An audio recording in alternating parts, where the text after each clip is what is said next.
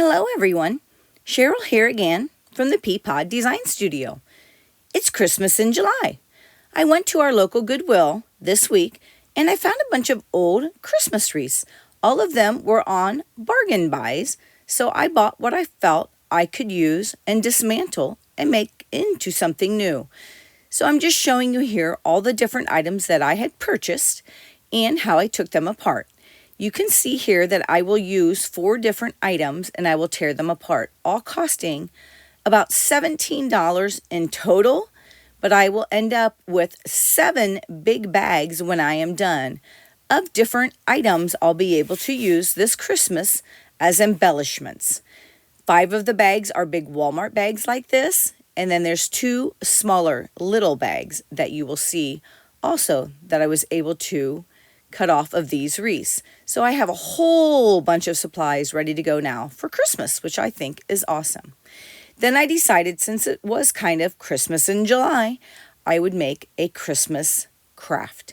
So I got out a bunch of old things from my work area, and I decided I would kind of put them together and let them complement each other.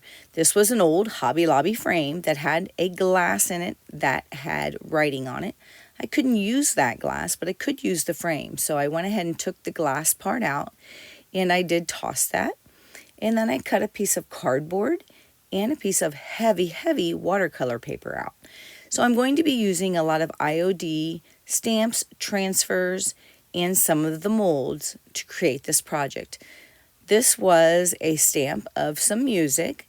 I went ahead and used a darker brown on the back, and you can see there on the edges I went back through and stamped the whole page full. And then I got out a smaller gold stamp pad and I stamped some of these pine trees across that brown with gold. It's more of a muted look, which is absolutely what I was looking for there. I just wanted to layer some things and give it an interesting background. And then I had these leftover Christmas molds I had created last Christmas and never used. I have a whole bag of molds that I had molded so the resin wouldn't go to waste, and I just take those extra molds out every once in a while and I use them. So that's what these were taken from. And then you can see I got out the IOD transfers here, and this was in a gilded gold, and I created kind of a poinsettia kind of corner because I knew in the opposite corner that's where my bow was going to go. So here I am creating the bow, and I'm using some old scrap material. I'm also using some old scrap ribbon, and I just create kind of a floppy bow. Here I'm just cutting off the edges and making it look a little bit more refined. And then I got out this button bin. I have my mom's button bin, but I got this one on Marketplace for about $6. And I got all of those buttons, so I got that one out this time and found a gold button and glued it on. The next step was to dry brush across the gold. It was a little bit too bright and a little too stark, and I wanted it to be muted a little bit more. So I just dry brushed across all of the different pieces.